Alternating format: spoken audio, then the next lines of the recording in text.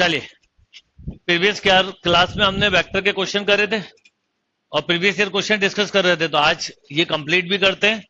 और टाइम बच गया तो मैं आपको जो शीट दी है वो सुना एक्सप्लेन कर दूंगा, नहीं बचा तो फिर आप लोग करोगे वो। ठीक है, तो पहले कहां तक कर लिए थे? काफी सारे तो हो गए थे इसके।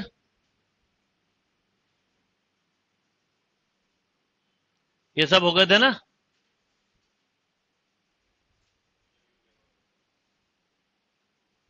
ये हो गया था ना?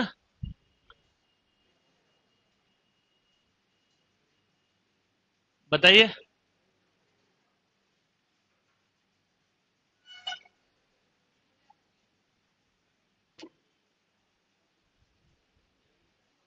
ये हो गया था।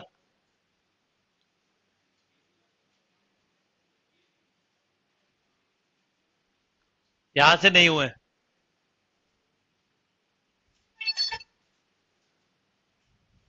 चलिए, इसी क्वेश्चन से करना स्टार्ट कर देते हैं। देखिए क्वेश्चन क्या है। A vector, B vector and C vector B three vector a vector V in plane of A. अच्छा, ये प्लेन पे बेस्ड था, मैंने कहा था इसका बाद में बताऊंगा कंसेप्ट, इसलिए छूटा था। ये हो गया था, वो भी करेंगे हम। ये नहीं हुआ, यहीं से करना था, करिए। वो क्वेश्चन वैसे सिंपल है, प्रोजेक्शन और प्लेन के साथ है, पर बाद में कर लेंगे।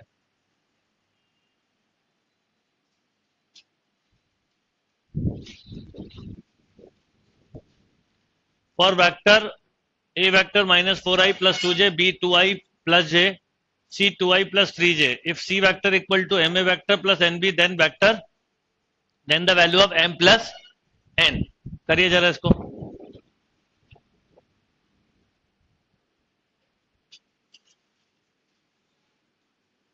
क्या करोगे? सी वेक्टर मतलब कितना है? सी वेक्टर कितना है? 2i + 3j equal to m into A. तो बोलो m इंटू -4i + 2j, क्यों? और n इंटू बोलो 2i + j। दो वेक्टर इक्वल होते हैं तो करस्पॉन्डिंग कोफिशिएंट इक्वल होते हैं। तो 2 इक्वल टू क्या बोल सकते हो आप? -4m + 2n। और ऐसे ही 3 इक्वल टू क्या बोल सकते हो बताओ? 2m + n। अब इसको सॉल्व करना तो आपने सीखा है बचपन से ही, है ना? तो एक्स वाई की जगह इसको सॉल्व कर दो तो m और n मिल जाएगा। क्या आएगा आंसर? कितना?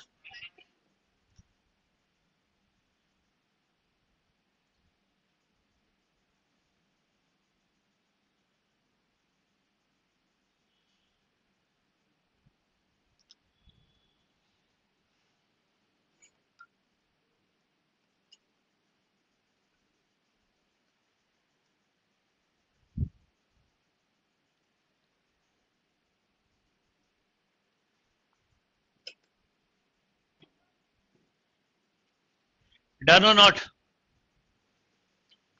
चलिए,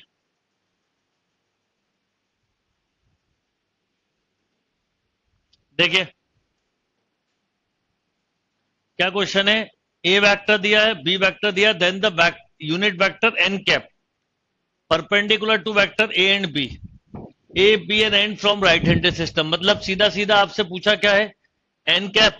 तो एन कैप क्या होगा बताओ बेटा? हाँ, A cross B upon, yes और नो?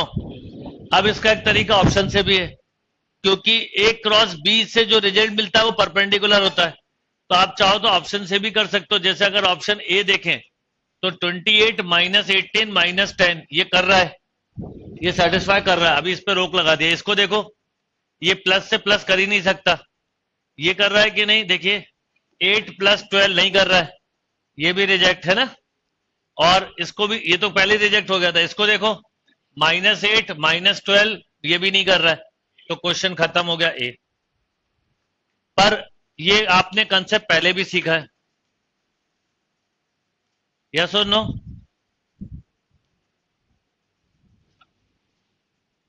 जो जो चीजें सीखी हैं उसको अप्लाई करो।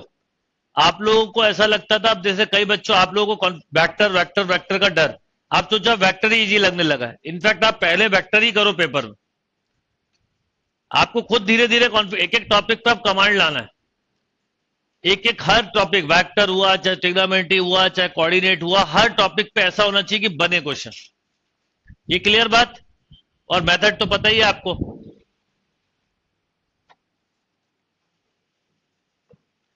If a vector A make an angle with the coordinate axis has magnitude 3 and angle between A and 3 coordinate axis, बड़ा अच्छा और सिंपल सा क्वेश्चन है। एक कोई वेक्टर है A जिसका मैग्नीट्यूड कितना बोला है? A वेक्टर का मैग्नीट्यूड कितना है? 3। चाहो तो A वेक्टर को ऐसा ले लो, देखो अगर आप ये A वेक्टर मान लो तो क्या हो गया, √3i plus √3j plus √3k, इसका मैग्नीट्यूड बताओ क्या होगा? 3 हो गया।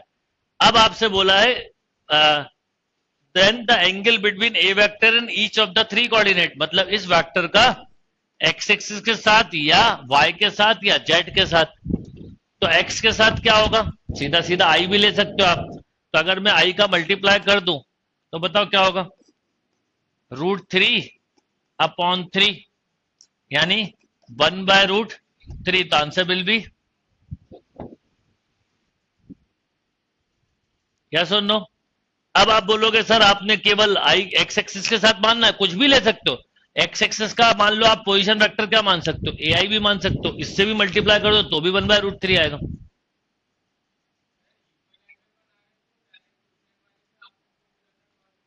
इक्वल एंगल, हाँ इक्वल एंगल बना रहा है, मतलब सिंपली आप ऐसा बोल सकते हो cos square alpha plus cos square beta, इससे भी कर सकते हो, plus cos square gamma equal to 1, alpha equal to, मतलब तरीके हैं। ये 3D वाला कंसेप्ट है, मैं एक्चुअल में 3D में ले नहीं जा रहा था, पर ये डायरेक्शन कोसाइन 3D में। तो alpha equal to beta equal to gamma, यानी 3 cos square alpha equal to बोलो 1, तो कॉस अल्फा 1/√3, तो इनवर्स कितना हो गया? Cos inverse 1/√3। ऐसे भी कर सकते हो, बिल्कुल सही है।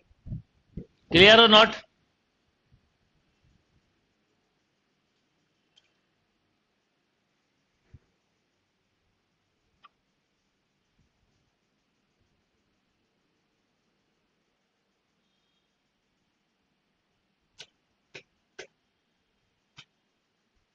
आप सब लोग ध्यान रखा करो, टाइमिंग चेंज नहीं किया, थोड़ा सा शिफ्ट किया है। और मैं आपको रोज एक बात बोलता हूं कि सोने से पहले और या उठने के बाद एक अपकमिंग क्लास देखा करो।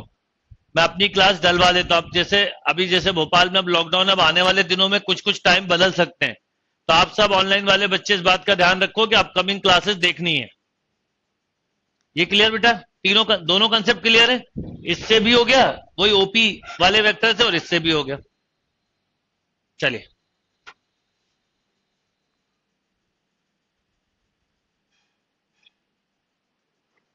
मॉक पेपर में स्कोर थोड़ा कम आएगा, पेपर के बारे में कल बात करते हैं। Constant forces particle, the work done by the particle displaced from A to B, इस तरह के क्वेश्चन देखो आते ही हर साल। क्या करिए जल्दी, displaced from A to B.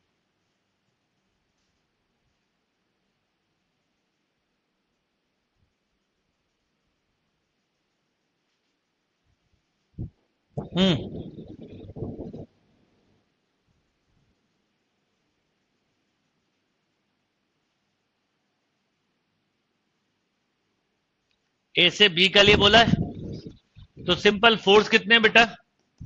I -3j plus 5k, ये तो फोर्स हो गया। और डिस्प्लेसमेंट बोलना 2i प्लस 4j माइनस के, मेंटली कर सकते हो 2 - 12 - 5 -15 यूनिट। अब मान लो माइनस नहीं होता आंसर में तो +15, वर्क डन है ना। पर अब देखो माइनस भी आ रहा है, यहां पे माइनस भी दिया है, चल गया, पर माइनस होना जरूरी नहीं है। ओके चलो,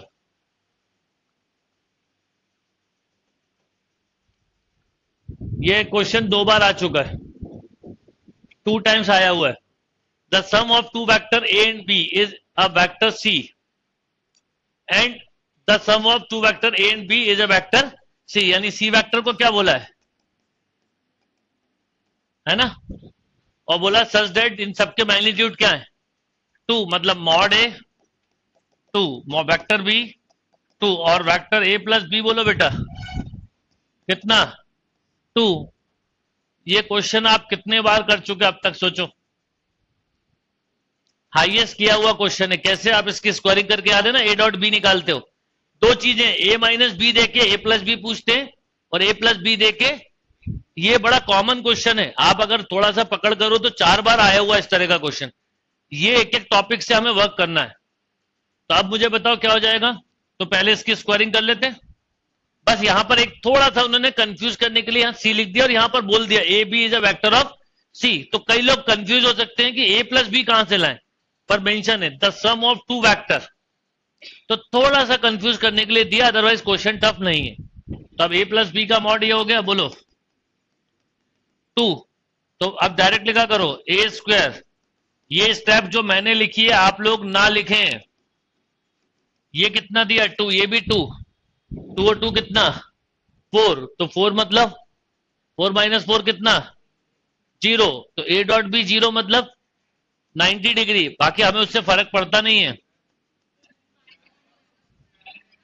अरे सॉरी सॉरी सॉरी, 2 का स्क्वायर 4, 4 माइनस 4 हो जाएगा, तो ए डॉट बी -1/2, यस और नो, या 2 ए डॉट बी बोल सकते हो -1। हाँ -2 सॉरी 2 ए डॉट बी हो जाएगा -4, तो ए डॉट बी इज, ऐसे ही रहने दो चाहो तो, यही तो जरूरत पड़ती है आपको।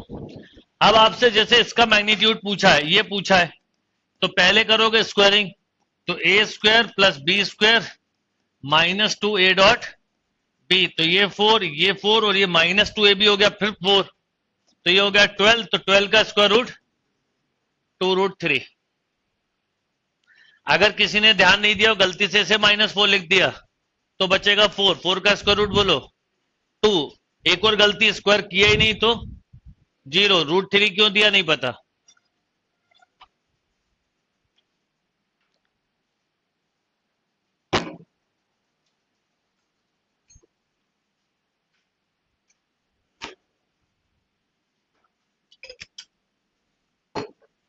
ओके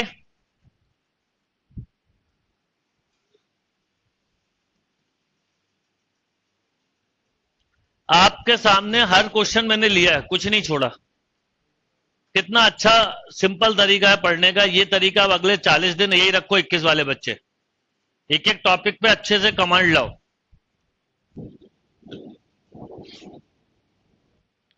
पूछा क्या, वॉल्यूम पूछा है ना, तो क्या हो जाएगा आई जे के आई जे के, क्यों, तो ये -2, ये -3 + 1 -2 कितना।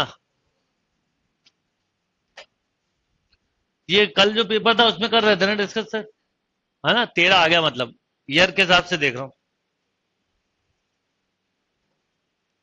अब देखिए यहां पर वर्ड क्या यूज किया है, कोप्लेनर, मतलब वॉल्यूम विल बी 0। तो लैम्डा वाला टर्म ऊपर लिख दो, 3 lambda 5 1 2 -3 2 -1 and done. The area parallelogram क्या वर्ड यूज किया, डायगोनल। जब भी डायगोनल हो तो हाफ D1 क्रॉस D2। क्या कल ही तो करा था, ये 2013 का पेपर है ना, इसलिए अपने को देखते हुए ये भी वही है। अब देखो 14 में भी आया, 13 में भी क्वेश्चन आया, क्या बदला, डेटा ही तो बदला है। चलो ये भी करा था ना, इसमें मैंने आपसे बोला था ए डॉट बी, देखो 3 कौन दे रहा है, एक ही दे रहा था ना,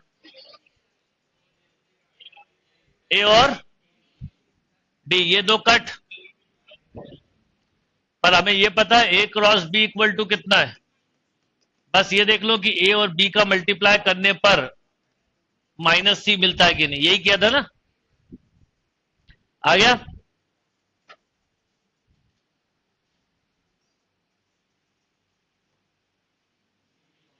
ये फॉर्मूला है डायरेक्ट।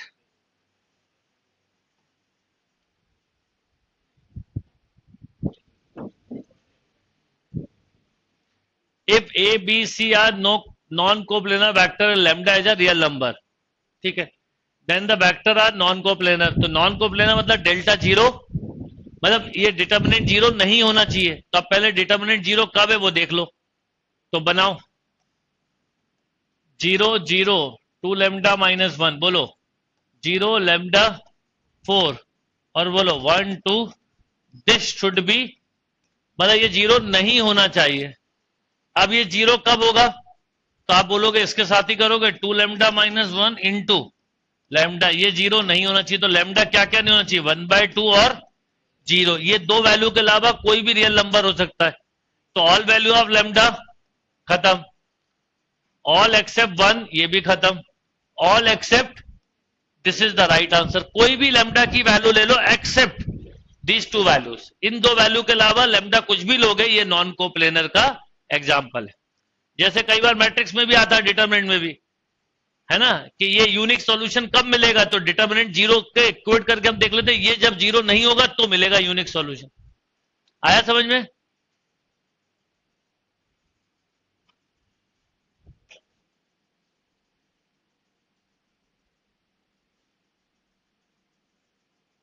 फोर्थ वाले क्वेश्चन में क्या मिस्टेक है बेटा? इस क्वेश्चन को समझिए, फिर से बोल रहा हूं, क्वेश्चन नंबर 6, मतलब जो भी पेपर के हिसाब से नंबर है, ये नंबरिंग वैसे कुछ नंबरिंग नहीं है। इसमें बोला है A B C are non coplanar vector, मतलब तीन वेक्टर ऐसे हैं जो नॉन कोप्लेनर है। अगर आईजे के नहीं दिया तो इसी को आईजे के मान लेते हैं पूरा पूरा। अब बोला है कि lambda is real then the vector non coplanar, तो आपने डिटर्मिनेंट को जीरो से इक्वेट किया। अब आप पहले ये भी लिख सकते थे 1 2 3, है ना, पर मैंने रिवर्स ऑर्डर में क्यों लिया, क्योंकि इसमें एक ही दो जीरो आ रहे हैं, तो मेरी सॉल्विंग अप्रोच बच गई। तो 0 0 2 लैम्डा माइनस 1, फिर अगली इक्वेशन ली, ए नहीं है तो 0 लैम्डा 4 और 1 2 3, इसको इक्वेट करा, नॉट इक्वल टू जीरो होना चाहिए अगर ये कोप्लेनर नहीं है तो। अभी थोड़ी देर के लिए ये देखो, ये बनी इक्वेशन। तो अगर लैम्डा की वैल्यू 1/2 और जीरो नहीं हुई तो ये नॉन जीरो होगा हमेशा, नॉन जीरो होगा यानी नॉन कोप्लेनर होगा।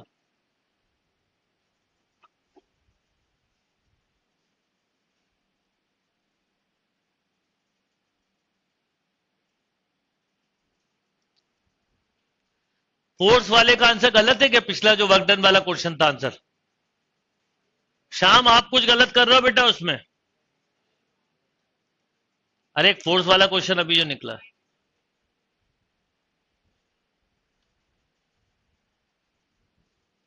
लिख लीजिए।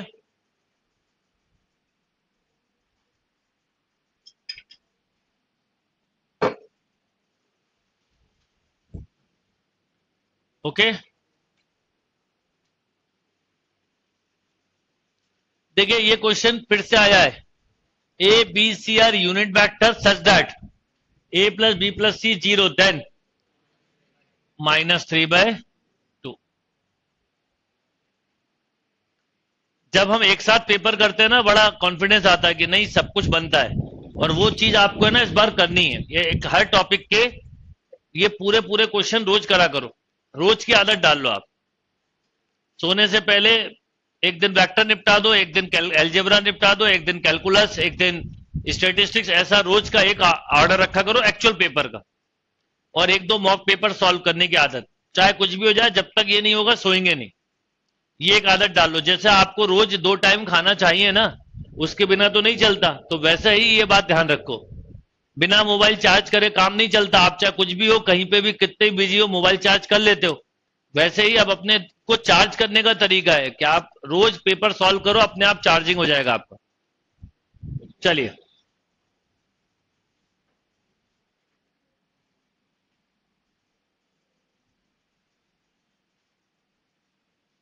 सिमरन ये पहले भी करवा चुका हूं मैं। ए डॉट बी 3 वाला क्वेश्चन अभी बता दूंगा।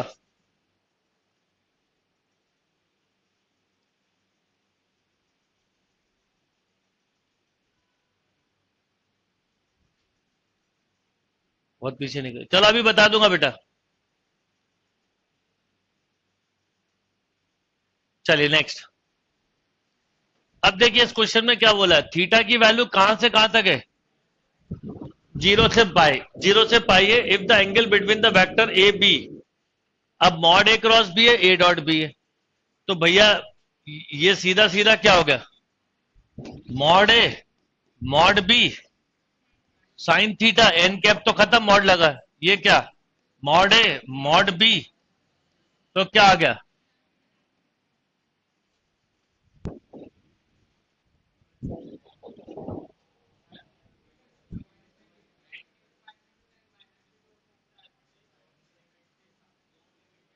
मतलब हाँ ये पहले ठीक लिखा है। अब सुन लो मेरी बात, माइनस भी हो सकता है प्लस भी, जो एंगल होगा उसके हिसाब से एडजस्ट हो जाएगा। आप अपनी तरफ से माइनस नहीं छोड़ेंगे, जीरो से पाई है ना, अगर मान लो 40 डिग्री हुआ 45 तो प्लस का होगा, मान लो 120 हुआ तो ये अपने आप ही माइनस हो जाएगा।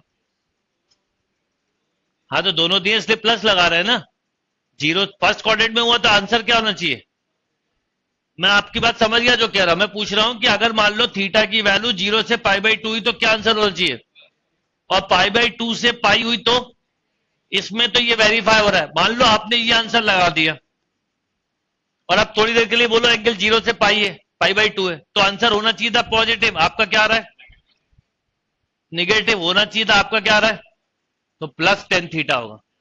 ये क्वेश्चन केवल इसलिए दिया है कि कुछ बच्चे कंफ्यूज हो जाएं, इसलिए देखो आप इसके चारों आंसर नोटिस करो, टेन और कॉट के टर्म में दिए।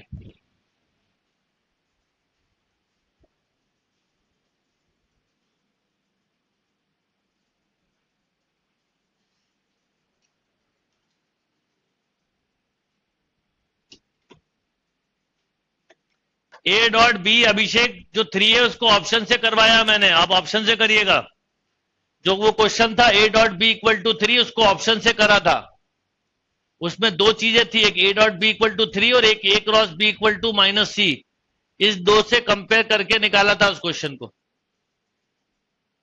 चलो ये क्लियर बेटा। अब देखिए फिर एक बार वही क्वेश्चन आ गया, A plus B plus C 0, vector A vector B vector C ये दिया है, तो angle between A and B बोला है।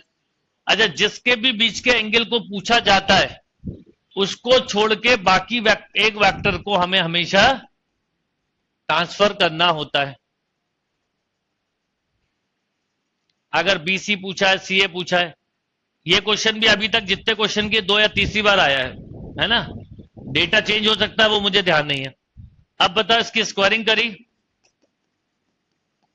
अब ये सब स्टेप प्लीज मत लिखिएगा आप लोग, वेक्टर का स्क्वायर, ये यहां तक की कोई स्टेप आप लोगों को नहीं लिखनी है, सुन लो पहले, आपकी पहली स्टेप यही होना चाहिए, मेंटली स्क्वायर कर रहे हो तो मॉड ए का स्क्वायर बोलो, 9 plus 25 plus 2 3 into 5 into cos theta equal to 49, mentally ये करा 34 तो ये बचा 15, 15 से 15 कैंसिल, कॉस थीटा 1/2, 1/2 मतलब 5/3। ओके अब इस स्टेप के बाद जैसे मुझे जरूरत नहीं लगी लिखने की, नहीं लिखा, ये काम आपको भी करना है। मैं पढ़ाते हुए बहुत चीजें समझाने की वजह से लिखना पड़ता, पर आपको कहीं कोई किसी ने रोका नहीं है लिखने के लिए, आपको कोई बोनस नहीं मिल रहा कि आपने ज्यादा लिखा है तो आपको बोनस मिल जाए, ये कोई यूनिवर्सिटी के एग्जाम नहीं है या स्कूल के जहां पर कॉपियां भरो तो नंबर मिलते हैं। होता है ना कई यूनिवर्सिटी ऐसी है जहां पे जितना वेट होगा आपकी कॉपियों का उतने नंबर दे देते हो, तो कुछ बच्चे कहते हैं भी हमने 3 फिल्मों की स्टोरी लिखी, हम 3 दिन तक लगातार फिल्में देखी कि हम पेपर में लिखे क्या, और फिर 3-4 फिल्में अच्छे से हमें याद हुई फिर हमने वो स्टोरी लिखी।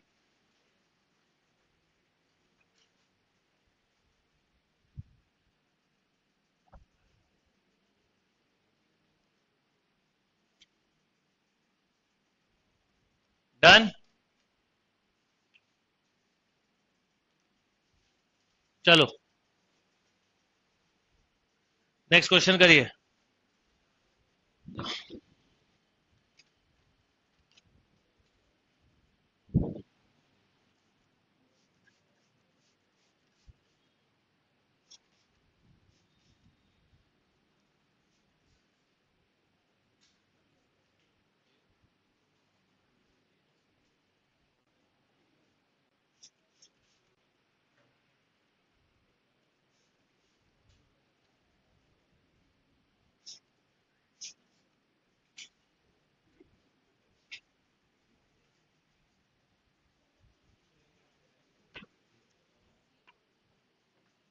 अब सुनिए, ये जो क्वेश्चन है पहले ध्यान दीजिएगा। The equation of the plane, plane का क्वेश्चन है पर क्यों बता रहा हूं reason. The equation of the plane passing through the point, ये पासिंग थ्रू वर्ड कभी भी आ जाए, पूरी मैथ्स ना आती हो चलेगा, पर पासिंग थ्रू वर्ड आ जाए तो ऑप्शन को सेटिस्फाई करेगा। थोड़ा सा लॉजिक बता देता हूं। अब 1 2 3 रखो, इसमें रखा 2 - 2 नहीं कर रहा है, ये खत्म। इसमें रखा बेटा 3 - 2 + 6 कर रहा है, अभी टिक कर लिया। इस पर आए 3 - 2 + 6 नहीं कर रहा, ये भी खत्म। अगले पे आए, बोलो 3 + 2 + नहीं कर रहा है। तो अब आपने ना तो प्लेन पढ़ा है, ना आपको 3D के प्लेन का कंसेप्ट पता था, पर आपका दिमाग ये बता सकता है कि पासिंग वर्ड हमेशा काम करता है। ये क्वेश्चन सॉल्व हो गया। बाकी इसको करते कैसे, अब थोड़ा सा एक बेसिक लिख लो बस, जरा सा। इक्वेशन ऑफ द प्लेन निकालते कैसे, मैं थोड़ा सा लॉजिक बता रहा हूं। सपोज ये एक प्लेन है, ठीक, मुझे इस प्लेन की इक्वेशन निकालनी है, बस आप इतना लिखो, इक्वेशन ऑफ प्लेन। देखिए 3D में 3 चीजें होती हैं, तीनों का केवल बेसिक बता रहा हूं, तीनों का केवल बेसिक। एक होता है स्ट्रेट लाइन, एक होता है प्लेन, और एक होता है स्पेयर बॉल।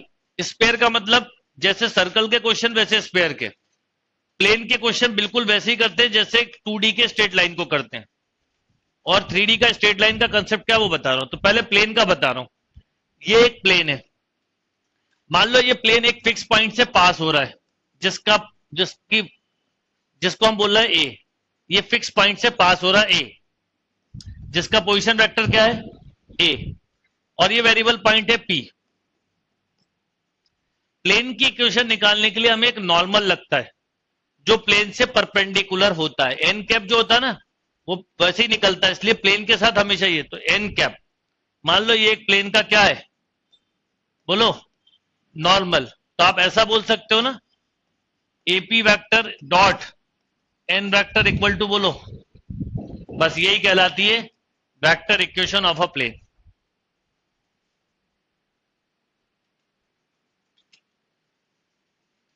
नहीं बने छोड़ देना, पर जैसे ये वर्ड आपने देखा कीवर्ड था ना, पासिंग थ्रू, तो हमारा काम हो चुका था क्वेश्चन। फिर सुनिए, एक प्लेन है, इस प्लेन पर एक पॉइंट है ए जिससे प्लेन पास हो रहा है, ये वेरिएबल पॉइंट है पी। तो एपी डॉट एन वेक्टर 0 है। एन क्या है, एन वेक्टर लिख लेना, where N vector is perpendicular vector, perpendicular to the plane which contain A and P point, where n cap is perpendicular vector or perpendicular to plane which contain A and, जिस plane पर ये दोनों point हैं उससे perpendicular.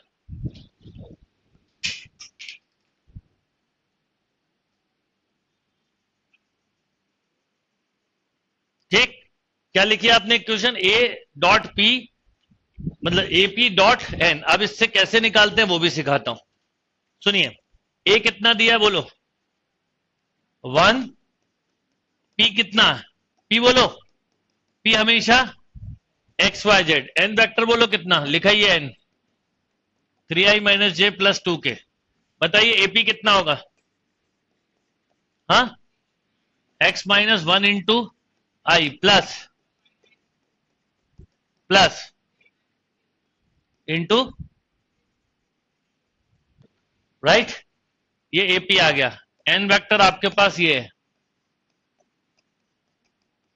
बोलो AP dot n vector equal to 0, ठीक, multiply करना है इसका इससे, तो 3 into X minus one into plus 2 into this should be 0, बोलो 3x minus Y plus 2z minus 3 plus 2 minus 6, बोलो 3x minus Y plus 2z equal to, एक मिनट, सही है ना, इक्वल टू 7, सॉरी ये आंसर था ना। आपको ये बहुत टफ चीज तो नहीं थी, बेसिक सीख लिया, कोई नुकसान नहीं, पर अब प्लेन पढ़ने मत बैठ जाना। हम क्या करते हैं कई बार गलती, ये कॉमन प्रॉब्लम बता रहा हूं, एक क्वेश्चन प्लेन का आया, हम पूरी मैथ्स एमसीए की छोड़ के 3D में उलझे हुए हैं। अब हमने यूट्यूब पे वीडियो खोले कि 3D कौन बढ़ा रहा, फिर हमने जेई के भी क्वेश्चन देख मारे 3D के, फिर 4 लोगों के ज्ञान भी सुन लिए 3D पे कि यार एक बार तो आया कर ले। अब जो आपका फोकस है वो हट गया ना। और मेरा एक कहना है कि जो सिलेबस का पार्ट नहीं है उसको आने पर आपके लिए बोनस होता है, वो इसलिए कि आपको पता होता है इसको हम छोड़ देंगे तो हम 4 क्वेश्चन और कर सकते, इसलिए बिल्कुल गलतियां मत करिए ये सब। ये क्लियर? तो सीधा लॉजिक है और इसका आप कंसेप्ट भी समझ जाओगे, प्लेन और प्लेन के ऊपर एक क्या लेना है, नॉर्मल। और आपको ये पता है कि जो भी वेक्टर प्लेन पर है और उसका नॉर्मल है, उसका डॉट प्रोडक्ट हमेशा 0 होगा।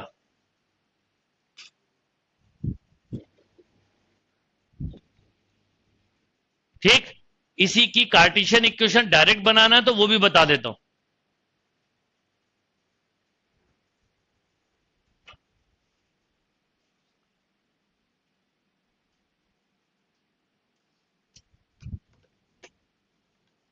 तो कभी भी अगर ऐसा कोई बेसिक क्वेश्चन आ जाए, वैसे तो मैं इसको ये थ्योरी भी नहीं पढ़ाता, मैंने क्वेश्चन केवल एक वर्ड के वजह से करवाया। क्या वर्ड था? पासिंग। और 2 ऑप्शन सेटिस्फाई कर रहे होते तो मैं उस पर भी बाद में सोचता। ठीक है, दूसरे अभी कुछ और लॉजिक है जो आपको समझाना है मुझे। अब सुनिए, फिर सुनिए क्या बताया मैंने आपको कि एक ये प्लेन है,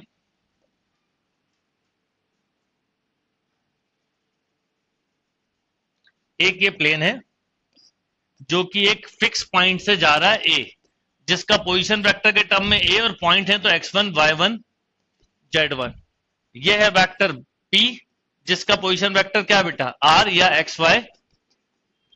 ये एक नॉर्मल है n जो कि है ai plus bj plus c के। तो आपने अभी 2 मिनट पहले ही पढ़ा ap dot n vector equal to 0। क्यों? क्योंकि जो एपी प्लेन पर वेक्टर है नॉर्मल उसके हमेशा परपेंडिकुलर होता है।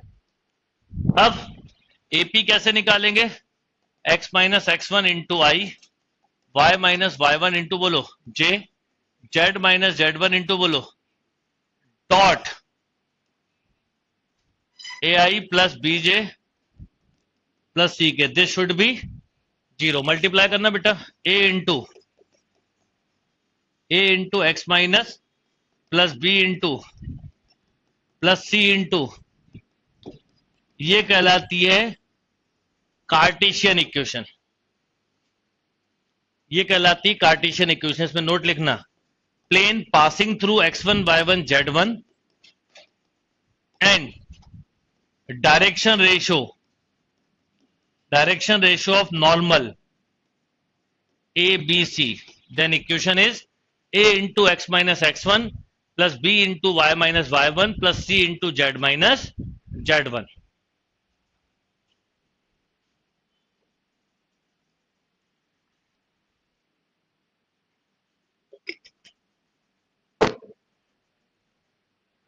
Okay, a into X minus x1, b into y minus y1, c into z minus z1।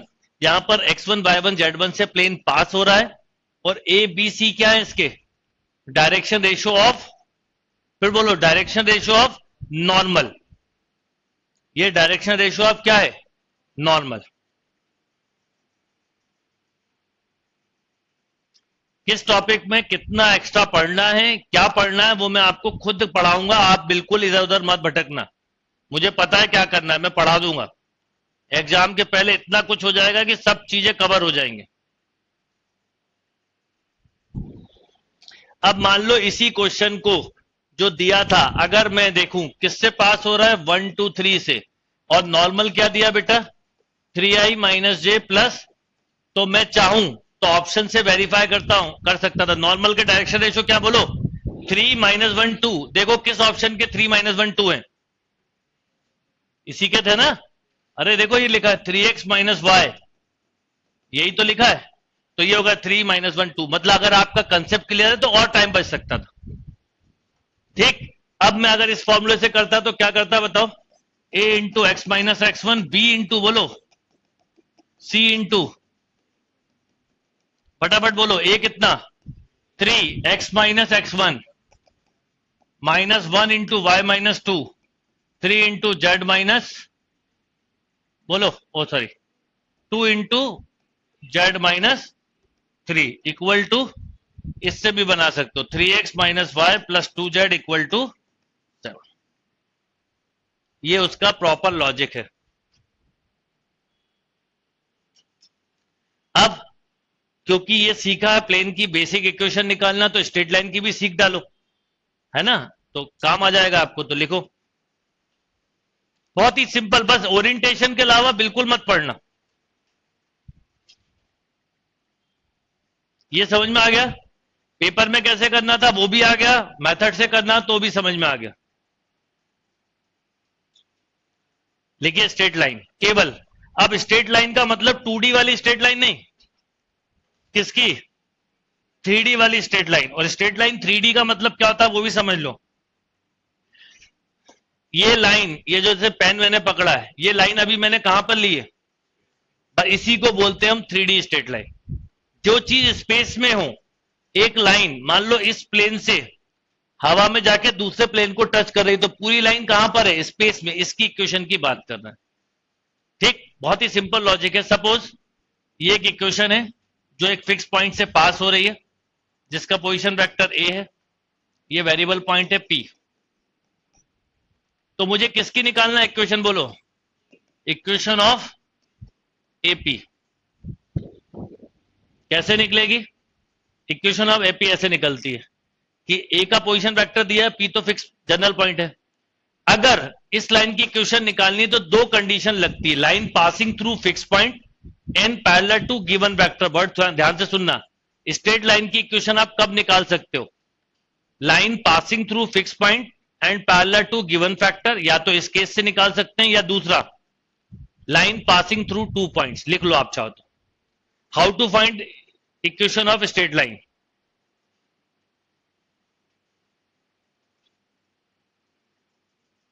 How to find equation of straight line. तो दो केसेस होते हैं, लिखिए case number 1, line passing through fix point, line passing through fix point. Note ये करना है, how to find straight line, equation of straight line. पहला point, line passing through fix point and parallel to given vector, and parallel to given vector. ठीक, यानी आपको क्या पता हो, एक पॉइंट पता हो और एक पैरेलल वेक्टर पता हो, पहला कंसेप्ट। दूसरा, जिन की से निकाल सकते हो, प्लेन में भी लिखवा देना था मुझे, अब लिखवा दूंगा। दूसरा, line passing through 2 fix point, मान लो एक पॉइंट है ए, एक पॉइंट क्या है बेटा बी, ये तो पी जनरल पॉइंट है। यानी आपको इक्वेशन ऑफ स्ट्रेट लाइन निकालने के लिए दो में से कोई एक चीज पता होना चाहिए, या तो 2 पॉइंट से पास हो रही हो, या फिर लाइन एक पॉइंट से पास हो रही हो, पैरेलल वेक्टर। ओके, ऐसे अब नॉर्मल में कब निकाल सकते थे वो बता देता हूं अभी। नॉर्मल में भी दो कंडीशन होती है, line plane passing through fix point and perpendicular vector are given, मतलब नॉर्मल गिवन। और दूसरा होता है प्लेन पासिंग थ्रू 3 पॉइंट्स। इन दो कंसेप्ट से प्लेन की इक्वेशन निकाल सकते हैं। क्या बोला मैंने, अगर प्लेन की इक्वेशन निकालनी है जो पहले पढ़ाया था, तो plane passing through fix point and given normal, या फिर कितने पॉइंट दिए हो, 3 पॉइंट दिए हो। तो अब इसको पहले हम स्ट्रेट लाइन पढ़ लें, फिर वापस प्लेन पे आएंगे। अब केस नंबर 1 देख रहे हैं, plane passing through fix point and parallel to the vector m। आप खुद बना सकते हो इक्वेशन, बताओ कैसे। अरे भैया एपी वेक्टर इक्वल टू बोलो, अरे इतनी वेक्टर पढ़ी है सीखो ना, AP equal to lambda M, बस यही इक्वेशन होती है प्लेन की, वो स्ट्रेट लाइन की, लिख लो।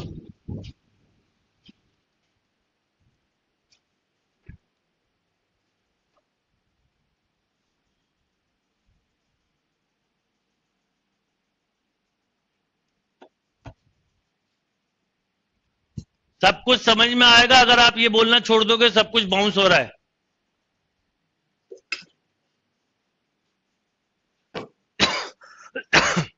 ये वो पोर्शन है जिसके आने के चांस रेयर है, पर इसका बेसिक पता हो आपको बस। तो मैंने आपको बोला plane passing through fix point and parallel to M vector, तो आपने किसकी कंडीशन लिखी है, वेक्टर की। अब बताए इसको क्या लिख सकते हो, R minus A equal to, या आर वेक्टर इक्वल टू बोलो, ये कहलाती है वेक्टर इक्वेशन। अब इसकी कार्टेशियन भी सिखाता हूं।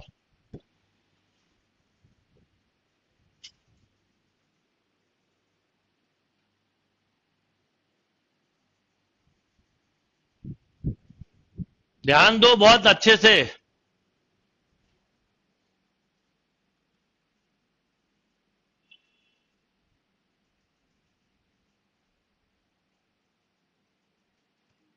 ओके, अब मान लो इसको वेक्टर से मुझे कार्टेशियन में बनाना है, तो कैसे बनाते हैं सुनो सीखो। इसके कोऑर्डिनेट क्या लोगे, इसके बोलो, सुनते जाओ, अभी ये मत बोलो समझ में नहीं आ रहा, समझ में आएगा कहां से जब तक मैंने कोई क्वेश्चन नहीं करवाया। एम वेक्टर बोलो, ए आई प्लस, ये आपने मान लिया, तो बता एपी क्या होगा, y minus Y one into Z minus Z one into बोलो this equal to lambda A I plus b j plus C K. अब कंपेयर करा आई से आई का, जे से जे का, के से के का, तो बोलो x minus X one equal to A lambda, y minus Y one equal to A lambda, z minus Z, वो सॉरी बी लेमडा, बी है ना ये, z minus Z one equal to, तीनों लेमडा इक्वेट किए तो बोलो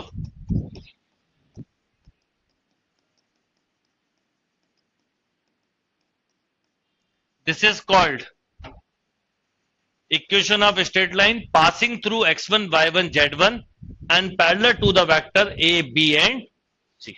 a b c क्या है, पैरेलल वेक्टर के डायरेक्शन रेशियो।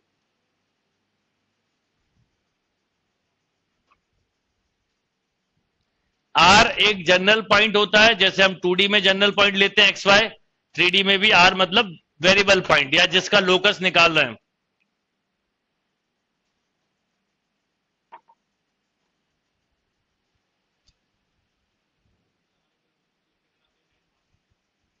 ये ऐसा हो गया, इसको अगर कार्टेशियन फॉर्म में पढ़ोगे तो ऐसा बोलेंगे, equation of a straight line passing through x1 y1 z1 and direction ratio of parallel vector is a b and c। ये क्या है, आई जे के कोफिशिएंट मैंने बताया था ना, डायरेक्शन रेशियो कहलाते हैं, तो ये एबीसी क्या है, direction ratio.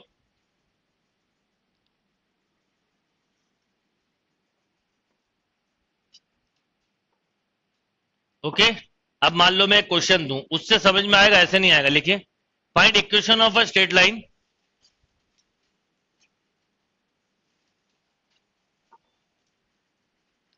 find equation of a straight line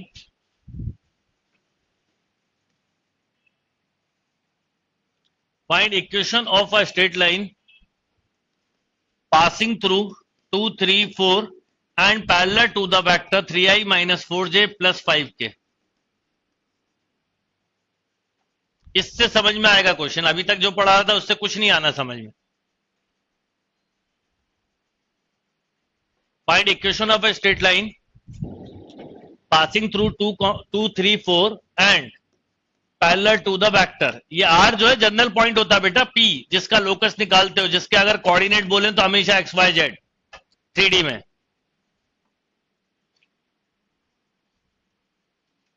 अरे कोऑर्डिनेट नहीं पढ़ा रहा हूं, केवल 3D का बेसिक कंसेप्ट बता रहा हूं।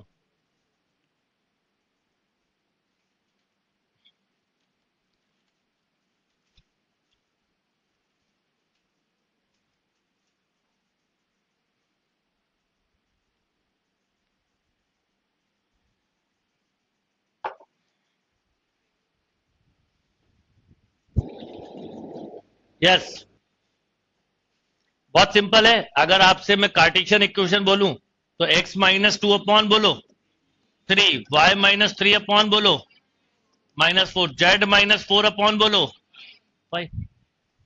अगर वेक्टर इक्वेशन पूछी होती तो लिखते r vector equal two plus lambda बोलो और खत्म। कितना सिंपल सा कंसेप्ट है, इतना पढ़ लिया क्या नुकसान है इतना पता होने का। आप देखो, आप क्वेश्चन पेपर में आए find equation of a straight line passing through, जैसे ये वर्ड बोला आपको ऑप्शन सेटिस्फाई करते हुए दिखेंगे। रखो 2, 2 माइनस 2, 3 माइनस 3, 4 माइनस 4, या पैरेलल वेक्टर बोला होता उससे पहचान लेते, दो ऑप्शन में से सेटिस्फाई कर रहे होते। 3 माइनस 4 और, है ना, सिंपल सा लॉजिक है। अभी इतना ही पढ़ना है। अब आपको इसमें पूरी पीएचडी करने को नहीं बोला जा रहा है। दिक्कत यह कि समझ में जब नहीं आएगा जब आप इसकी पीएचडी करने की कोशिश करोगे। तो ना आपको इस पे पीएचडी करनी है ना इसको ज्यादा पढ़ना है, जितना मैं बता रहा हूं उतना बहुत है। One more question, find equation of a straight line passing through 6 minus 5 4 and parallel to the vector 2i plus 4j minus 5k।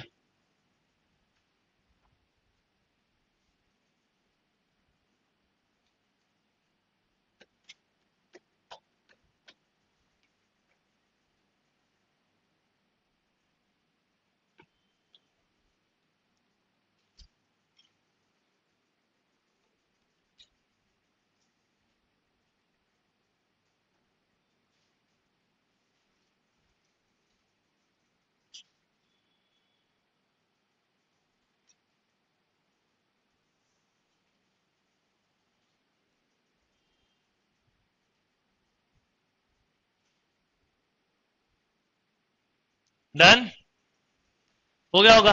Simple. अगर मान लो आपसे कार्टेशियन पूछी है तो x minus 6 upon 2, y plus 5 upon 4, z minus 4 upon, और अगर vector पूछी होती 6i minus 5j plus lambda times, ये मैंने पूरा ना वेक्टर के कंसेप्ट से बताया। मान लो थोड़ी देर के लिए आपको ना भी पता होती इक्वेशन तो आप लॉजिक से कर सकते थे। स्ट्रेट लाइन किस पॉइंट से पास हो रही है? इससे, ए से, और किस वेक्टर के पैरेलल है? इसके। तो आप इजीली बोलते हैं इस पे एक जनरल पॉइंट लिया एक्स वाई जेड और आप फट से बोलते क्या, AP equal to lambda M, बस इससे निकाल दो। इससे भी निकाल सकते थे। तो वेक्टर से पढ़ाने की कोशिश की मैंने, 3D नहीं पढ़ा रहा आपको। इसका एक और जो सेकंड केस है वो भी लिख लो, equation of a straight line passing through 2 points.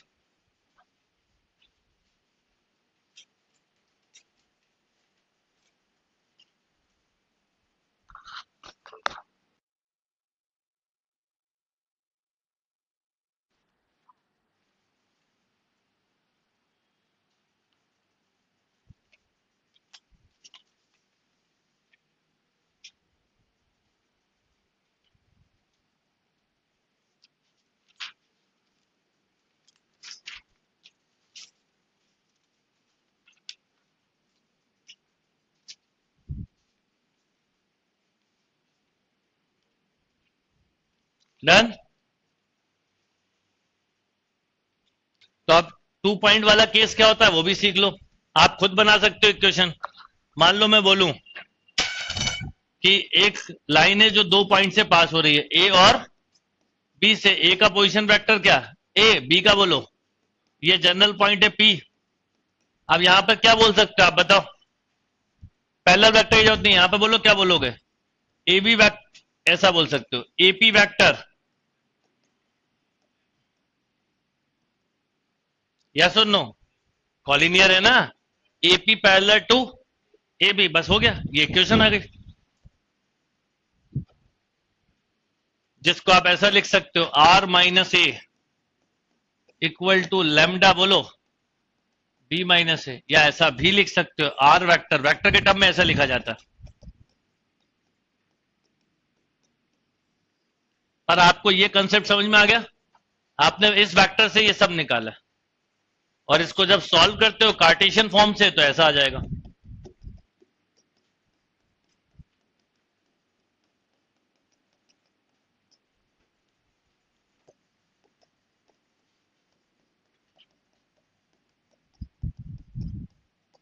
आपको बताओ डायरेक्शन रेशियो कैसे निकालते थे वेक्टर में?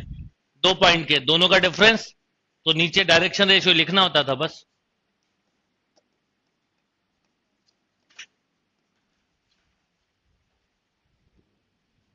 और पासिंग थ्रू वर्ड बोला जाएगा, ऑप्शन सेटिस्फाई करेगा ही करेगा।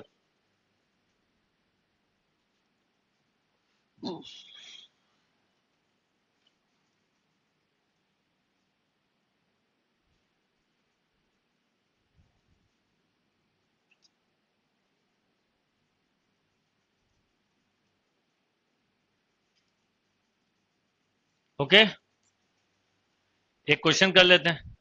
Find equation of a straight line passing through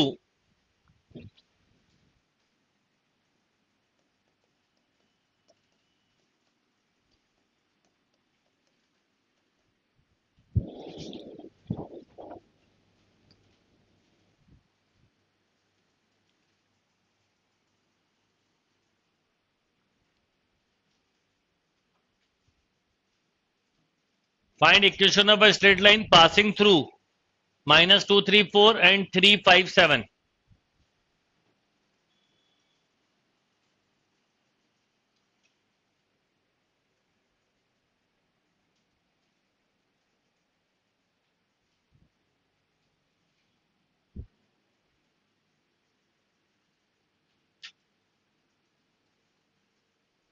बोलो, x plus 2 upon 5, y minus 3 upon 2, z minus 4 upon 3।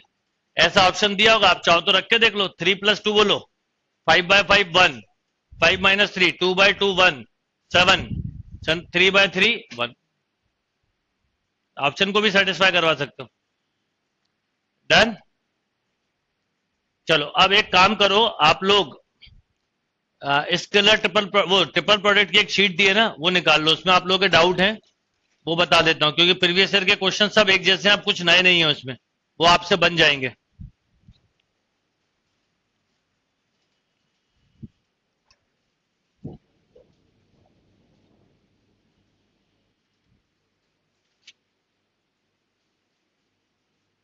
Triple product पे क्वेश्चन भी बहुत आए हैं, तो वो शीट में वैरायटी ऑफ क्वेश्चन है, आप कहां पे लैग कर रहे हो वो बताता हूं।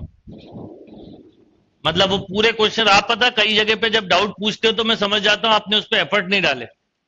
अगर आप थोड़े उलझ के कोशिश करते तो आपको खुद बनने लगते। चलिए देखते हैं। अब देखिए क्वेश्चन क्या पहला, the scalar triple product of the vector क्या क्या, पहले सुनो। 2i, ध्यान देना सब लोग। अब 3d उतना ही बहुत है जितना बताया, 2i 3j और माइनस। अब आपको पता है ये डिटर्मिनेंट से सॉल्व होता है। 2 इसका बाहर निकला, 3 इसका, -5 इसका, तो -30 और क्या i j के क्या होता है 1, तो आंसर इज -30। आप क्वेश्चन को देखने के बाद थोड़ा पेशेंटली सोचा करो करना क्या, फिर होगा वो। क्लियर? कोई कंफ्यूजन इसमें?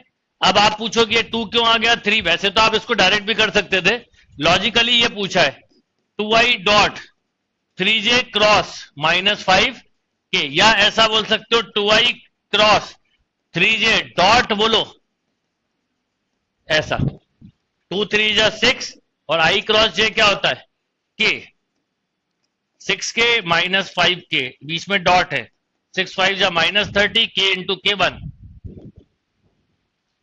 अब आपको जो क्लिक कर जाए, पर ये चीज बहुत जगह काम आती है। अगर आई जे के साइक्लिक ऑर्डर में तो, या जे आई के, बट साइक्लिक ऑर्डर बिगड़ा तो -1। ये दो कंसेप्ट आप बहुत यूज करोगे ट्रिपल प्रोडक्ट में। जे के बाद, अच्छा यहां करेक्ट कर लेना।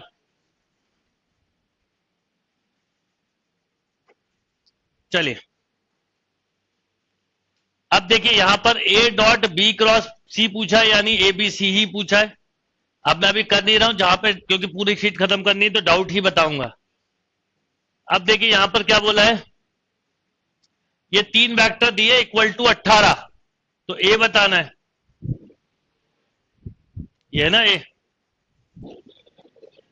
डिटरमिनेंट बना दो, 2 माइनस ए, वो सॉरी 2a3, फिर बोलो 1 4 6 1 2 माइनस 3 इक्वल टू माइनस 18।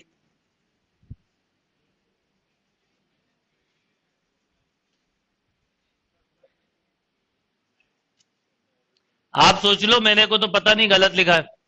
अरे दूसरी रो को मैं अगर ऊपर लिख रहा हूं और पहली रो को नीचे, तो डिटर्मिनेंट की प्रॉपर्टी यूज नहीं करोगे? दो रो इंटरचेंज हुई तो माइनस आएगा, वो भूलना नहीं है। या फिर वही लिखा रहने दो, जो है वो लिखा रहने दो, 1 4 6 2a3 1 2 माइनस 3 इक्वल टू 18। वो ए ऊपर आ जाए इसलिए मैंने ऐसा किया। या तो दो बार पलट देते, कुछ भी कर लो, ये कोई ऐसा क्वेश्चन नहीं है जिसमें कोई रॉकेट साइंस लग रही है, ना ये आपका डाउट हो सकता है। जो पहले लिखना वो करो, बस गलत मत करो कैलकुलेशन। चलिए, the volume of parallelepipeds A to B minus C A minus B minus C is equal to, तो आपको बताना है के क्या होगा। मतलब दिस इनटू क्या लिखा है, ए बी सी। करिए भैया, आर डी शर्मा का क्वेश्चन नहीं है, वेक्टर ट्रिपल प्रोडक्ट का क्वेश्चन है। क्या? हाँ मान लो ना आईजे के, किसने मना किया? मुझे लगा आपने बोला आर डी शर्मा का क्वेश्चन। जब कोई ये बोलता है तो मेरा दिमाग घूम जाता है। यूनिवर्सल का क्वेश्चन है। अरे भैया मैथ्स का क्वेश्चन है ये, ठीक है। आपने आईजे के मान लो, ए को आई मान लो, बी को जे मान लो, और सी को क्या मान लो, के, है ना। और ये 1 हो जाएगा तो के ही निकलेगा सीधा सीधा। बोलो 1 2 माइनस 1 1 माइनस 1 0 1 माइनस 1 माइनस 1। बोलो 1 प्लस 2, और बोलो बस खत्म। तो 3, तो क्या आ गया?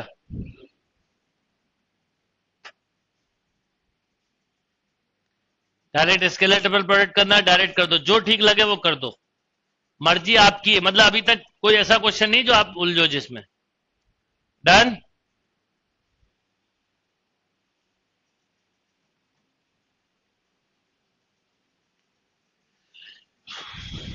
ए cross B dot C equal to mod A mod B mod C hold if and only if, ऐसा कब हो सकता है?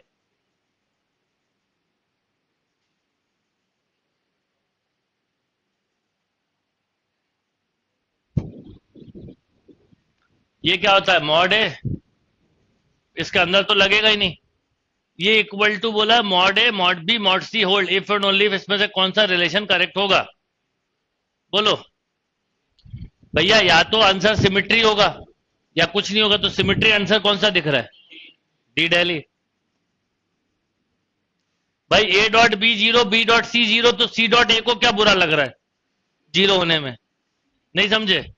या तो सिमिट्री होगा आंसर या नहीं होगा, या तो ये तीनों ही सही है। अब ये तीनों सही है तो उसका पूरा करेक्ट आंसर ही होगा।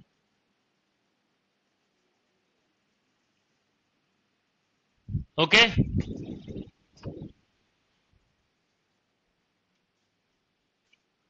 परपेंडिकुलर हो जाएंगे तो हो जाएगा, क्योंकि 90 डिग्री होगा तो साइन 90 कितना होता है 1, तो अपने आप ही mod A mod B mod सी बच जाएगा। डन।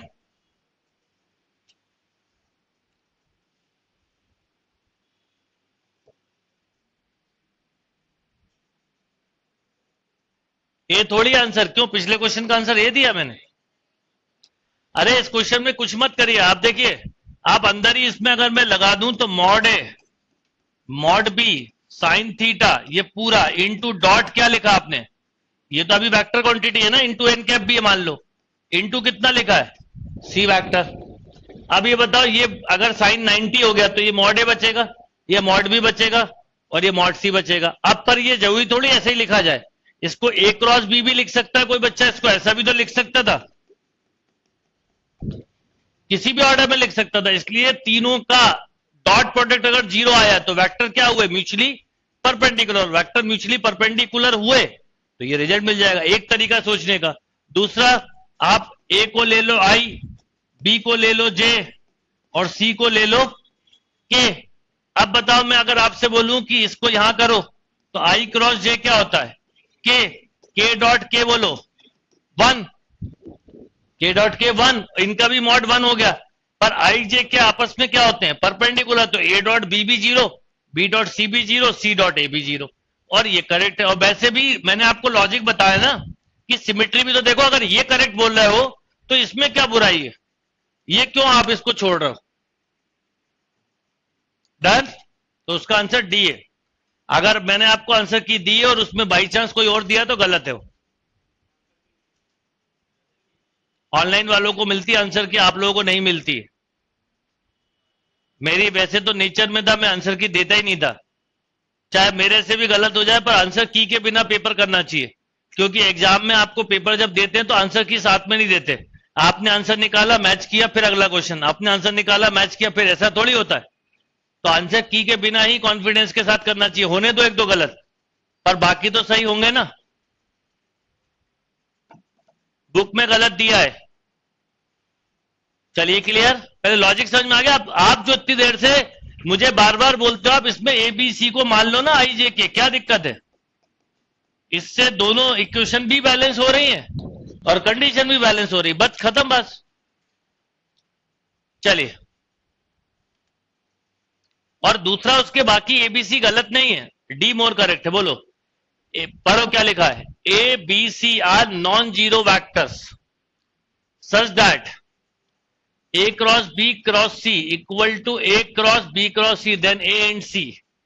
ए और सी का रिलेशन पूछा है। ए और सी कैसे होंगे? बोलो। कॉलिनियर होंगे, कोइनिशियल होंगे, perpendicular to one another and none of this. तो अगर मैं इसको देखूं लॉजिकली तो ये ऐसा लिखा है, A dot C B minus B dot C into बोलो ए इक्वल टू, यहां बोलो A dot C into B minus A dot B into, यही लिखा है। अब ये बताइए, ये वेक्टर, ये दोनों सेम कैंसिल, यहां माइनस से माइनस कैंसिल। तो अब आपको बोला जाए बी डॉट सी इक्वल, ये तो स्केलर है,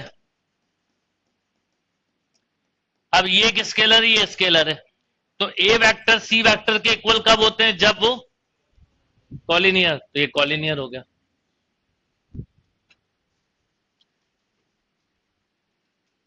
ये बिल्कुल वैसे ही क्वेश्चन है जिसमें बोला था ना A B C are 3 non zero, तो A plus B plus C vector बताओ क्या है, या A plus B plus C plus D. इसको भी तो इसी लॉजिक से किया था ना, वही लॉजिक निकल के आता है।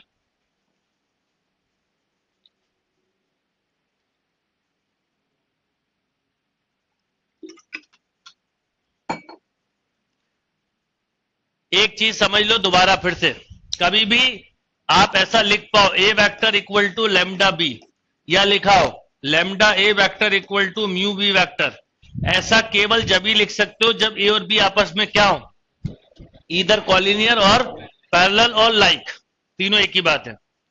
कब लिख सकते हो? पैरेलल, कॉलिनियर या लाइक। बट अगर आप ऐसा ना लिख पाओ तो यहां पर आप तुरंत एक वर्ड भी बोल सकते हो, ये कॉलिनियर नहीं है, पैरेलल नहीं है, लाइक नहीं है। तो आपने केवल इसमें scalar sorry vector triple product का कंसेप्ट लगाया, ए क्रॉस सी इंटू बचा हुआ पास वाला, ये दो आपस में कैंसिल, इसका माइनस, तो आपको ये बी डॉट सी क्या है? कोई स्केलर नंबर है ना, तो एक तरह से मान लो लेमडा है, ये भी कोई स्केलर नंबर है म्यू सी। अब ये ऐसा लिख सकते हो A vector equal to mu upon lambda C, ऐसा जब भी लिख सकते हो जब वेक्टर क्या हो? कॉलिनियर हो। क्लियर? कॉलिनियर पैरेलल जो भी दिया ऑप्शन।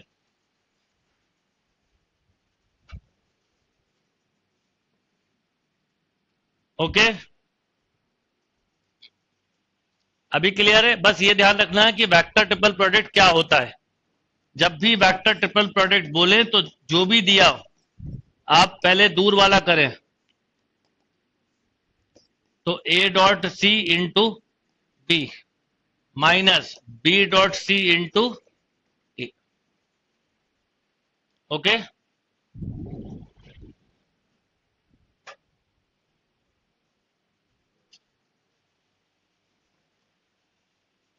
ये क्वेश्चन भी एग्जाम में आया हुआ है।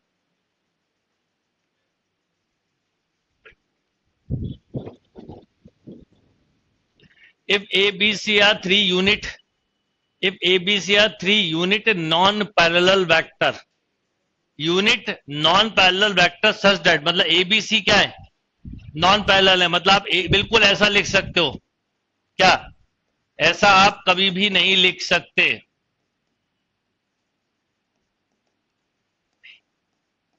ऐसा कुछ नहीं लिख सकते। आपसे किसका एंगल पूछा है? A and B. कितना बढ़िया और सिंपल, अभी जो कंसेप्ट बताया था वही है। बोलो, A dot C into B vector minus, बोलो, into C vector equal to 1/2 B vector plus 0 C vector. अब बी से बी का कंपेयर कर सकते हो, तो A dot C equal to 1/2, तो ये एंगल हो गया ए और सी का 60 डिग्री, अगर ए और सी का पूछा है। इसको इससे कंपेयर करो, A dot B equal to 0, तो ये कितना, किसका पूछा है? ए बी का 90, और साथ में ए सी का भी लिख लेना 60। ये क्वेश्चन मुझे याद आ रहा है प्रीवियस पेपर में आया था, करवाया मैंने, क्योंकि ये आया हुआ क्वेश्चन है।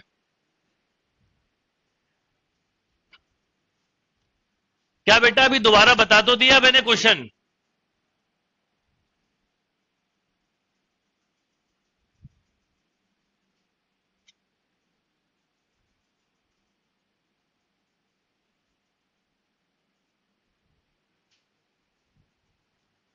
केवल कंसेप्ट बना के पढ़ने की जरूरत है। फिर समझ लीजिए, देखिए क्वेश्चन कितना सिंपल है। आप लोग वही गलती कर रहे हो, बार बार एक ही जैसे क्वेश्चन है। ये इसका मल्टीप्लाई होगा तो ऐसा लिखोगे, A dot C into B minus पास वाला A dot B into C, this equal to 1/2 B vector plus 0 C vector लिख सकते हो। दो वैक्टर को कभी भी बराबर लिखा तो एक ही कंडीशन में लिख सकते हो, वो सेम होना चाहिए। जैसे ये बी वैक्टर है, ये बी, तो ए डॉट सी कितना है? 1/2। अब ए डॉट सी क्या होता है? Mod A mod C cos theta equal to 1/2। यहां एक वर्ड दिया है, A B C are 3 unit non parallel vector. Unit word use होने से क्या हुआ? मैग्नीट्यूड 1 हो गया, तो 1 1 कॉस थीटा इक्वल टू, बोलो यस और नो, तो कॉस थीटा की वैल्यू आ गई 1/2, तो थीटा हो गया 60 पर। तो एंगल किसका? ए और सी का 60 है। सिमिलरली इसका इससे कंपेयर होगा, क्योंकि कुछ नहीं है तो 0। अब दो वेक्टर का डॉट प्रोडक्ट 0 कब होता है? जब वो आपस में 90 डिग्री हो। अब यही एग्जाम में आया, यही मैंने बताया, फिर दोबारा बता रहा हूं। ये चीजें आप समझो कि आप कहां लैग कर रहे हो। आपको सब कुछ पढ़ाया हुआ आता है, पर आप फिर भी अपने आप को ये अगर मैसेज दे रहे हो कि मुझे समझ में नहीं आ रहा या मैंने नहीं पढ़ा, आप नहीं कर सकते। पॉसिबल नहीं है। आपने कभी भी जीवन में तैरना सीखा है, आप पानी में कूद जाओ, जंप लगा लो, आप तैर लोगे। पर अगर आप बाहर खड़े होकर ये सोच लोगे, अरे 15 साल पहले तैरना सीखा था, पता नहीं याद है कि भूल गया, कभी गलती से मत कूदना, कोई और निकालेगा आपको आकर, किसी और को निकालना पड़ेगा। आपको कभी एक चीज सोचिए, आपने कोई जानवर को किसी ने तैरना सिखाया है? पर एनी एनिमल, किसी भी एनिमल को उठाना पानी में फेंक देना, डूब के नहीं मरेगा। कोई भी एनिमल हो दुनिया का, पर कोई ने सिखाया नहीं है उसको। इवन आप 3 साल तक के बच्चे को पानी में फेंक दोगे, बच जाएगा। 3 साल से थोड़ा छोटा, जब तक उसकी समझ नहीं होती। समझने के बाद डर होता है, डर के वजह से डूबता आदमी पानी में, इसलिए डूबता। छोटा बच्चा जिसको पता ही नहीं, वो कूदेगा, हाथ पैर चलाएगा, ऊपर तैरता रहेगा। ये सच है। और आप देखना, जितनी उम्र आप कभी पूल गए हो, जितनी उम्र उतना टाइम ज्यादा लगता है। मान लो कोई 40 साल के आदमी को तैरना सिखाना है, महीने 2 महीने लग जाएंगे, पर 10 साल के बच्चे को सिखाना 3 दिन में तैरना चालू कर देगा। तो ये रियलिस्टिक फैक्ट है। कारण ये कि जितना आपके अंदर डर कम होगा, उतनी जल्दी चीजें सीखोगे। तो अब क्वेश्चन ही नहीं करते डर के मारे, वेक्टर है बहुत डर लगता है, पता नहीं कब से मन में बिठा लिया कि वेक्टर है बहुत डर लगता है, वो उस चक्कर में कबाड़ा हो जाता है। वेक्टर है बहुत डर लगता है, कहां है वेक्टर? कोई वेक्टर ऐसी चीज थोड़ी जो आपको रोज आके खाती है जिससे डर लगो। भाई मैं मान सकता हूं कीड़े मकोड़े से डर लगता है, रोज आके काट रहे हैं आपको, छिपकली से डर लग सकता है, खाने में गिर गई है ना, पर ये तो कोई वेक्टर थोड़ी कोई आपको गिर रहा है पकड़ रहा है कि जो डरना है आपको। चलो, और क्वेश्चन नंबर 6 भी वही बेटा वैसे ही किया, सेम जो क्वेश्चन 7 थे वही क्वेश्चन 6 है। क्वेश्चन 6 में क्या बोला, इन दोनों का क्रॉस प्रोडक्ट। आप लोग छोटी छोटी चीजों पे ध्यान नहीं देते हो, पहले से ये सोचते हो। ये हो गया माइनस ए, पहले ए का सी से हुआ, फिर पास वाले का मल्टीप्लाई हुआ। एक बार प्रोडक्ट तो लिखो अपने हाथ से, आपका खुद आपको रिजल्ट मिलने लगेगा। आप लोग लिखते नहीं हो। इस शीट के डाउट मुझसे कई दिनों से बच्चे आप लोग पूछ रहे हो, मुझे समझ में आ गया, आपने कुछ नहीं करा है।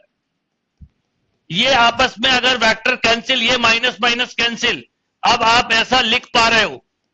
पहले तो ये वेक्टर, किसी जमाने में ये वेक्टर थे, पर जैसे ही ए डॉट बी लिखा ये वेक्टर ही नहीं बचा। अब क्या बचा ये, इसलिए दिक्कत है। ये एक स्केलर नंबर है, हो सकता 2 मिले, हो सकता 3 मिले, हो सकता 4 मिले, तो इसको हमने लैम्डा सी लिख दिया, या लैम्डा सी म्यू लिख दो, क्योंकि ये भी एक स्केलर रिजल्ट है। अब दो वेक्टर को ऐसा जब ही लिख सकते हो जब वो आपस में या तो कॉलिनियर हो या पैरेलल हो।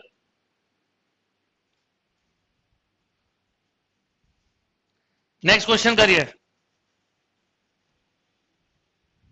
अब देखिए क्या पूछा है, B cross C cross A, या तो ऐसे ही निकालो या सबसे अच्छा तरीका क्या है, फिर दूर वाला B dot A into C vector minus C dot A into बोलो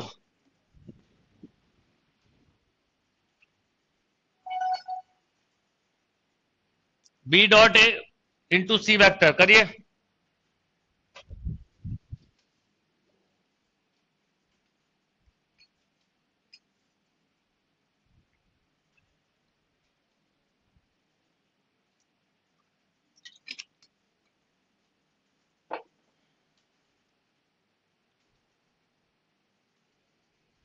डन। ये कोई डाउट नहीं हो सकता, डाउट है? फिर पढ़िए क्या दिया है, U vector equal to I cross A cross I J cross A cross J. अब ए कोई भी वेक्टर हो सकता है, कोई भी वेक्टर है ना। तो अब ए वेक्टर को अगर मैं थोड़ी देर के लिए मान लो आई मान लू केवल, तो आई क्रॉस आई क्या होता है 0, आई क्रॉस जे क्या होता है के, और जे क्रॉस के 0। यहां पे आ जाओ, आई क्रॉस के माइनस जे और के क्रॉस माइनस जे आई, तो आंसर होना चाहिए केवल, एक मिनट रुक जाओ, हाँ 2a होगा, अपन ने कहीं गलत कर दिया होगा। हाँ वही मैं बोल रहा हूं, रुक जाइए। देखिए फिर से देखिए, सबसे पहले ए कोई भी वेक्टर है, मान लो आपने ए को केवल आई ले लिया, केवल आई, तो आई क्रॉस आई तो 0 हो गया, बस यही 0 होगा। अब यहां पर आए जे क्रॉस आई क्रॉस जे प्लस के क्रॉस आई क्रॉस के, राइट। अब आई क्रॉस जे क्या होता है के प्लस के क्रॉस आई क्रॉस के बोलो जे, जे क्रॉस आई वो सॉरी जे क्रॉस के आई, के क्रॉस जे आई, आई और आई मिलके 2i यानी 2a। कहीं गलत कर दिया?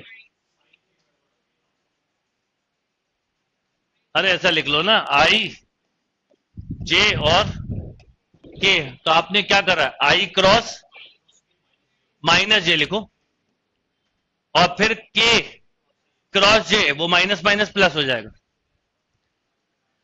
डन। अब आप फिर अपने आप से अड़ोगे, सर ए को आई क्यों माना, मत मानो, जो मर्जी वो मान लो, आपको लगता है ना ऐसा मान लो, a1i plus b1j plus c1 के, आपका मन है तो आप ये मान लो 11i प्लस 113j प्लस 290 के, जो मर्जी वो मान लो, पर जितना छोटा मानोगे उतना आपका टाइम बचता है।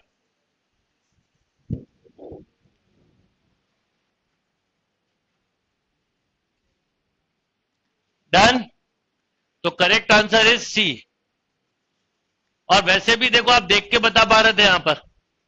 चलो इसको आप ट्रिपल प्रोडक्ट से भी निकाल सकते थे, उससे भी 2a आ जाता। कितने वेक्टर लिखे हैं ये? 4 लिखे हैं।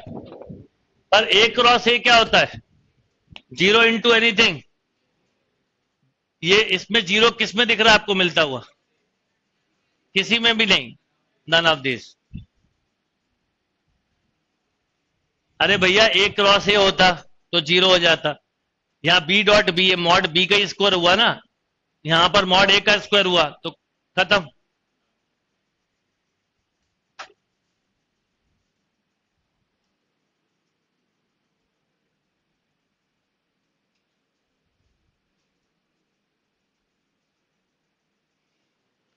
पढ़ाई करो और रोज पढ़ाई करो और एक एक टॉपिक को लेके पढ़ाई करो। ये मत सोचो कि इतना पढ़ना, ये सोचो क्या पढ़ सकते हैं। एक समय में एक टॉपिक उठाए। मान लो आप वेक्टर पढ़ रहे हो तो 2 घंटे शांति से वेक्टर की पढ़ाई करो। वेक्टर के ही प्रीवियस ईयर के क्वेश्चन देखो, बाकी नजर मत डालो।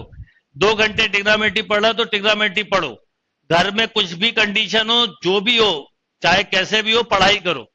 घर के बाहर निकल जाओ, पेड़ के नीचे बैठ के पढ़ो। लॉकडाउन है, कंडीशन टफ है, पर पढ़ना पड़ेगा। रिजल्ट आने के बाद आप किसी को बोल नहीं सकते कि लॉकडाउन की वजह से हो गया। कोई बोनस नहीं दे रहा आपको लॉकडाउन में।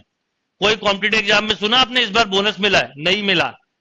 कॉलेज में मिल सकता है, स्कूल में मिल सकता है, पर कॉम्पिटेटिव एग्जाम में नहीं मिलेगा। बस इतना ही बोनस है कि क्योंकि जब से लॉकडाउन है और ये सब चल रहा है तो पेपर की टफनेस लेवल बहुत कम कर दी है। ये गवर्नमेंट नहीं करा हुआ। चाहे आप नीट का पेपर ले लो, जेई का पेपर ले लो, एनडीए का पेपर ले लो, एमसीए का, सब। यानी अगर बेसिक पढ़ाई कर लोगे तो काम हो जाएगा। ये क्लियर है बात?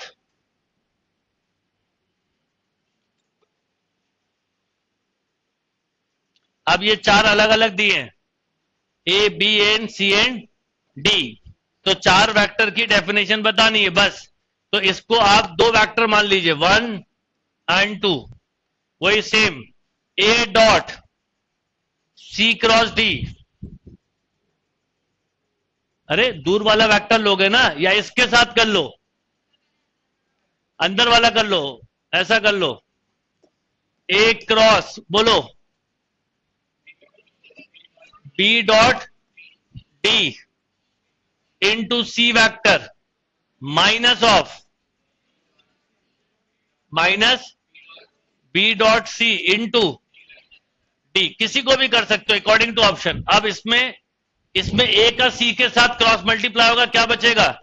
तो बी डॉट सी इंटू ए क्रॉस सी। यहां पर डॉट नहीं लगेगा क्योंकि स्केलर प्रोडक्ट और वेक्टर में देखो कोई पॉइंट नहीं आता। माइनस यहां बोलो कितना, बी डॉट सी इंटू ए क्रॉस डी। तो बी आंसर राइट है। अब मैं जो कर रहा था उससे मैच नहीं कर रहा था, तो आपने मुझे बोला, मैंने वो कर दिया। कोई भी मल्टीप्लाई कर सकते हो, रिजल्ट सेम आएगा।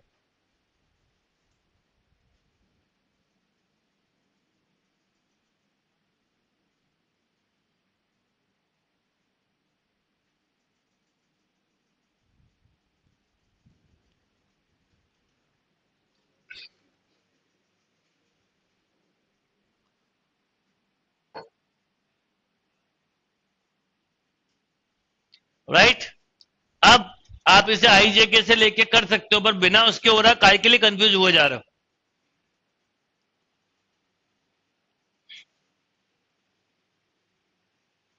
फिर 4 वेक्टर दिए हैं। If the 4 vector are coplanar then A cross B cross C cross D. आप कोप्लेनर दिए हैं तो इसको 1 मानोगे, इसका इसके साथ करोगे तो भी 0, इसका इसके साथ करोगे तो भी। अरे अभी पिछला क्वेश्चन किया है फिर भूल गए। ये इसको 2 वेक्टर मान रहा हूं मान लो, तो बोलो क्या होगा? A dot C cross D into बचा हुआ वेक्टर, और इसे क्या बोलते हो आप? A B C. और ए बी सी क्या है? 0 बोला है, कोप्लेनर लिखे हैं। ऐसे अगले में भी वही हो जाएगा सेम। बोलो अभी ए बार, अभी क्या आया? बी बार आया। बोलो इसके साथ करो, इसको एक माना है ना आपने, ऐसा ले लो। हाँ मतलब एक किसी, इसको एक मानो, ये दूर का मतलब इसको किसको एक मान रहे हो? इसको अगर एक वेक्टर मान रहे हो तो थोड़ा लिखने में आप इसे चाहो तो पी वेक्टर लिख लो तो सही लिख पाओगे। ऐसा लिख लो, इसका इसके साथ दूर का मल्टीप्लाई हुआ, बोलो ए डॉट पी इंटू बचा हुआ vector minus B dot P into बचा हुआ वेक्टर। और ए डॉट पी मतलब कितना, सी क्रॉस डी, तो ऐसा लिखोगे A dot C cross D, and इसको ऐसा लिख सकते हो। और ये क्या बोला है, कोप्लेनर, तो 0।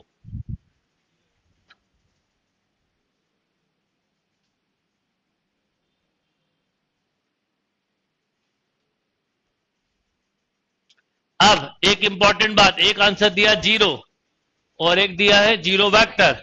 ये पूरा रिजल्ट क्या है, वेक्टर, तो हम क्या बोल रहे हैं, 0 वेक्टर। अरे पूरे वेक्टर है ना, तो वेक्टर का रिजल्ट किस टर्म में मिलता है, तो 0 वेक्टर लगा दो। पर ये नहीं दिया होता तो 0, कोई उसमें दिक्कत नहीं थी। डन। पर दोनों दिए हो तो वेक्टर पे जाना आप। अच्छा यही स्केलर लिखा होता तो 0 लिखते फिर। ओवरऑल रिजल्ट वेक्टर से वेक्टर मिलता है और स्केलर से स्केलर, ये एक लॉजिक है। पर 0 में ऐसा नहीं होता, तो 0 में दोनों कंसीडर किए जाते हैं, पर डिपेंड ऑन कौन सा स्केल है। ये इस तरह का क्वेश्चन हमने कल भी किया था। भैया ये अलग वेक्टर है, इसको अभी छोड़ दो, इसको मल्टीप्लाई कर लो, इतना उलझना है तो आई जे के मान लो। मान लो आपको इतना उलझने का मन नहीं है तो आई जे के मान लो, बस खत्म।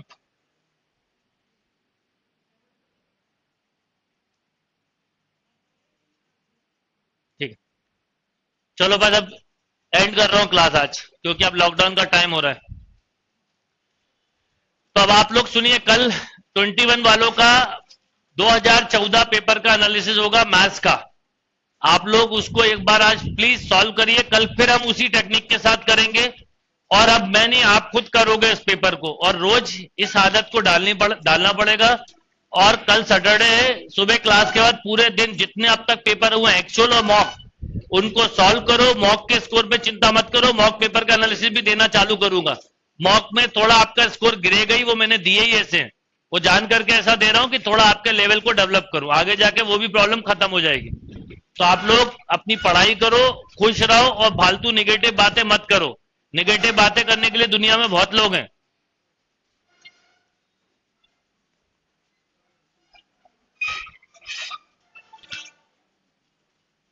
एकदम एक साथ सब मत निकलना, धीरे धीरे करके जाना।